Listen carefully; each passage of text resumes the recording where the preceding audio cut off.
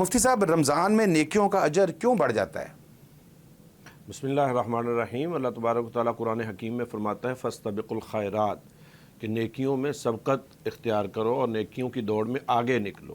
رمضان المبارک کیونکہ اللہ تعالیٰ کا خاص مہینہ ہے اور اس کو امت کے لیے خاص بنایا گیا ہے، تو یہ اس رب العالمین کی اپنے محبوب صلی اللہ علیہ وسلم کے ساتھ محبت اور اس امت پہ رحمت ہے کہ وہ رب العالمین اس امت کے لیے وہ گھڑیاں جو ایک ایک گھڑی لاکھوں اور کروڑوں اجر و ثواب کا مستحق ٹھہرتی ہیں۔ وجہ یہ ہے کہ پہلی امتوں میں اللہ تعالیٰ نے امتیوں کی عمریں لمبی 500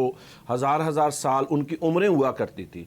یقیناً اس امت میں وہ عمر نہیں ہے، لیکن رب العالمین کے آخری محبوب اور سب سے افضل محبوب کی امت ہے، لہٰذا اس کو فضیلت میں وہاں تک پہنچانے اور ان سے بہتر درجہ عطا فرمانے پر اللہ تعالیٰ نے یہ فرمایا ہے کہ یہ نیکیاں رمضان المبارک میں اس کا اجر و ثواب بڑھ جاتا ہے۔ نبی علیہ الصلوۃ والسلام نے ہر نیکی کو 70 گنا بڑھنے کا جو اندیا اور بشارت عطا فرمائی وہ اسی محبت کے ساتھ دی ہے، تاکہ امت جو ہے وہ اس ماہ مقدس کو آگے زیادہ سے زیادہ اچھے انداز سے گزار کے رب کا قرب پالے۔ شاداب بھائی، یہ قرآن پاک نے ماہ مقدس رمضان المبارک کی جو خاص فضیلت بیان کی نا، روزے کا جہاں تذکرہ آیا کہ اے ایمان والو تم پر روزے فرض کیے گئے، تو وہاں اس کا مقصد بیان کرتے ہوئے فرمایا لعلکم تتقون، کہ اے ایمان والو تم پہ روزے اس لیے فرض کیے تاکہ تم متقی اور پرہیزگار بن جاؤ۔ اب متقی اور پرہیزگار بننے کا جو تعلق ہے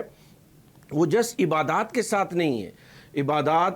کرنا ایک الگ سے نیکی ہے، اور نیکیوں کا جو سلسلہ ہے یہ ہمارے معاشرت کے ساتھ، ہمارے معاملات کے ساتھ، ہمارے اخلاقیات کے ساتھ جڑا ہوا ہے۔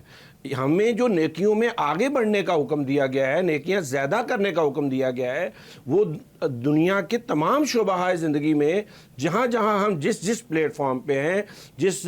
ادارے میں ہیں، جس طرح کا ہمارا لائف سٹائل ہے، ہر جگہ نیکی کے لیے ہمیں اختیار کرنے کا حکم دیا گیا ہے۔ اور نیکی چھوٹی بڑی جو ہے یہ سمجھنے کے لیے ہوتی ہے، اللہ کی بارگاہ میں جو نیکی قبول ہو جائے وہ سب سے بڑی نیکی ہوتی ہے۔ اسی لیے کہا گیا ہے کہ کسی نیکی کو ہلکا جان کر اس کو نہ چھوڑ دیں، نہ جانے اسی نیکی کے کرنے پر رب کی رضا اور رحمت ہمیں نصیب ہو جائے اور اللہ تعالیٰ اس پہ اپنی خاص رحمتیں فرما دے۔ اور اسی طرح کسی برائی کو چھوٹا بڑا سمجھ کے نہیں چھوڑنا چاہیے، بلکہ یہ سمجھ کے چھوڑنا چاہیے کہ اللہ نہ کرے کہ یہ وہ عمل بد اور یہ برائی ایسی نہ ہو کہ جس سے میرا رب ناراض ہو جائے۔ تو نیکیاں قرآن حکیم نے خاص طور پہ نیکیوں کے معاملے میں فرمایا فاستبقوا الخیرات، اے ایمان والو نیکیوں کے معاملے میں ایک دوسرے سے کمپٹیشن اختیار کرو، ایک دوسرے سے آگے بڑھو۔ تو یہ اس موقع پر ہم یہ سمجھنا چاہتے ہیں اور سمجھانا چاہتے ہیں کہ ہمارے ناظرین، آپ اپنے گھروں کے اندر نہ صرف خود نیکی کی طرف آگے بڑھیں، بلکہ گھروں میں کمپٹیشن